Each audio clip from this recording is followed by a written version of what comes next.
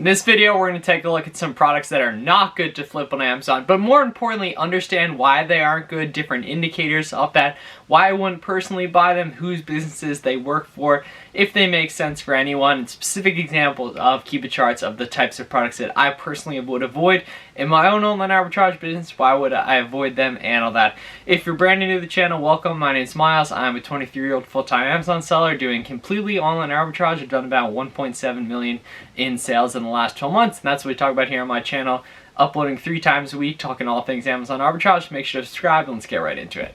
This is the first product, this Lego Flower 10280 set. We can see right here immediately the SellerAmp looks pretty decent in terms of the estimated sales are ridiculously high.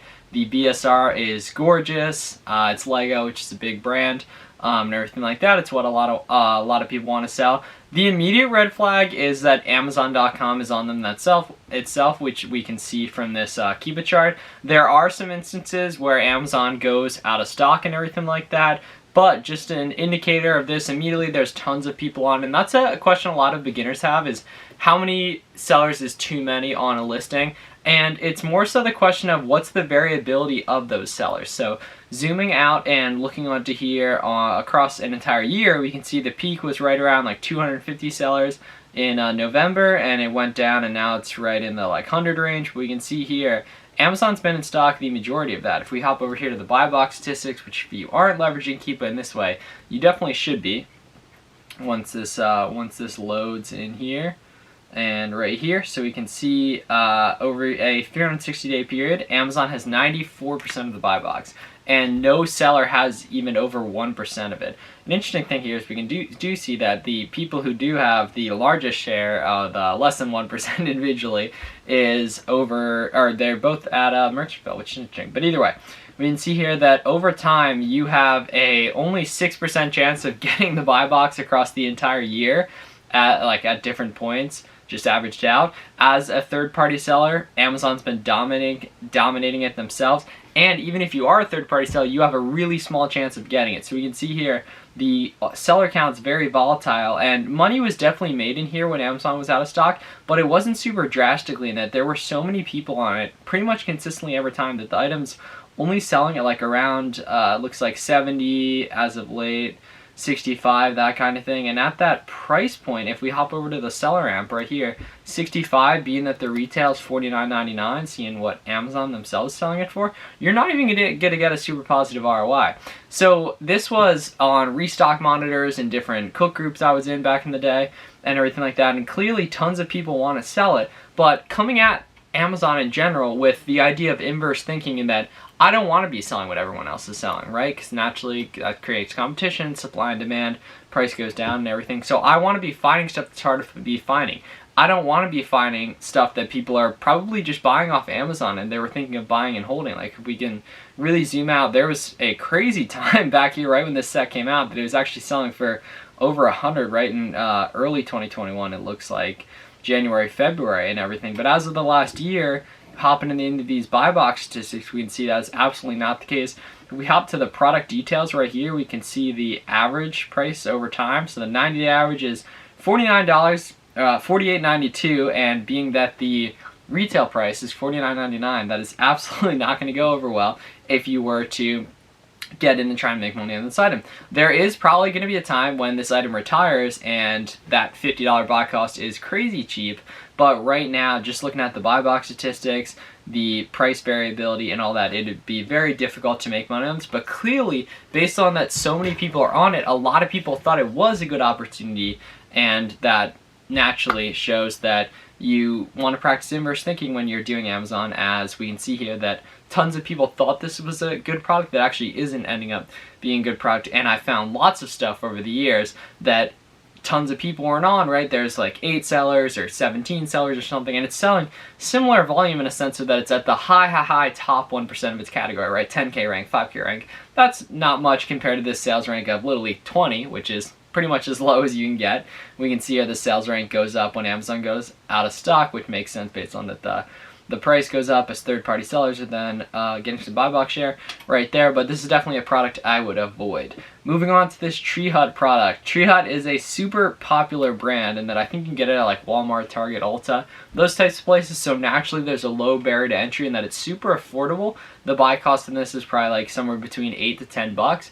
And it's from some really popular sites that everyone knows. Everyone wants to buy from Walmart, Target, maybe not Target, but these big sites that everyone knows about. It's low-hanging fruit in a sense that everyone's going to be looking there, both in a sense of retail arbitrage and potentially online arbitrage, which is what I focus on. So coming down here, naturally, looking at the 3-month chart, we can see that this actually looks pretty good up until early April, but then the offer count went from like 14 on April 6th all the way up to 219 on April 25th. That was about a 3-week period, right, when that offer count skyrocketed. And clearly, once again, it showed that a bunch of people thought this was a good opportunity and it didn't necessarily end up being one.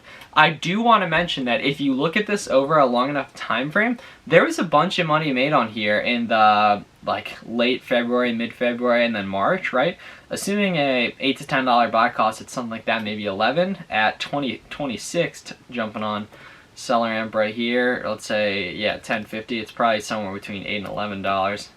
Maybe I haven't looked at this one specifically prior in another video, but it's here that there was good money made on that. But now at 18, it is a much different story, as actually it only leaves 5% depending on that as a buy cost. But obviously the goal is making money, right? And we can see that pretty consistently over time, there's been a lot of volatility in terms of seller count, and naturally that's going to affect the price here just based on the way markets work and everything like that. The sales rank goes lower when it's less expensive. That makes sense as well, but clearly when you even zooming out more, that looks even steeper. And then who knows, maybe you're watching this 2 months down the line and you go back and check this ASIN specifically, it might be a completely different story.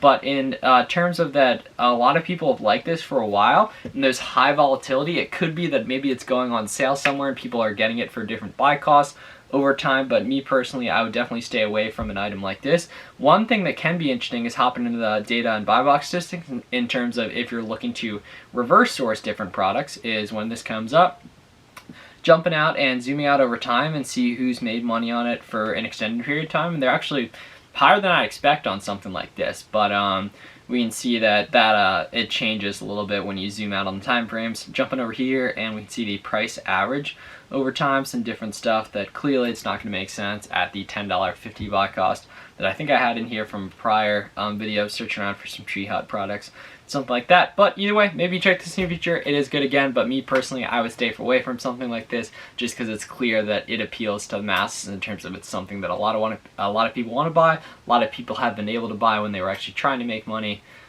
Most of them didn't succeed, or at least looking at what I think these numbers suggest. But personally, I would stay away from this. Moving on, another Bolo-y type product similar to the Lego product, right? Toys, one of the categories everyone wants to sell, right? Lots of seasonal opportunity, different stuff like that. Immediately, we can see that Amazon's been on it frequently, but I more so want to zoom out over time and just look at the way that hot products can have price action in terms of, right, so we can assume this this came out, it looks like in September, but the listing didn't really get going and get traction. People started moving it till right in the middle of October. And we can see there's been an insane amount of volatility in the offer count, but the key on this one is that Amazon never sold out, right? So we can see here that it's been, whatever, 4, 5, 6 months, and Amazon never necessarily sold out for an extended period of time in here.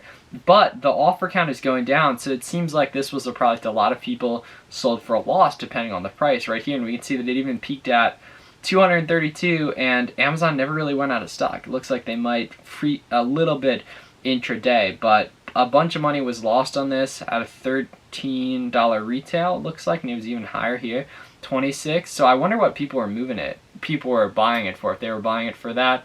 But what looked to be a great item, because even at a $49 buy cost, or a $49 sale cost, $49.99, 26, it's not bad, and being that the volume's great, but a lot of people definitely got trapped in that, and that as the retail went down, which this is why if Amazon hasn't been out of stock for an extended period of time and it's a brand new product, there's a good chance they won't in the future, at least for a couple years, especially on some of these different toy listings.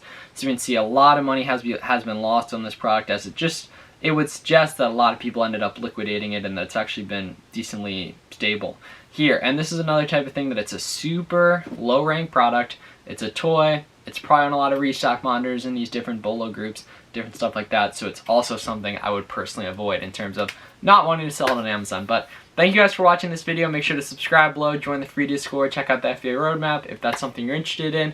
I appreciate it, and I'll see you guys on Monday for another video.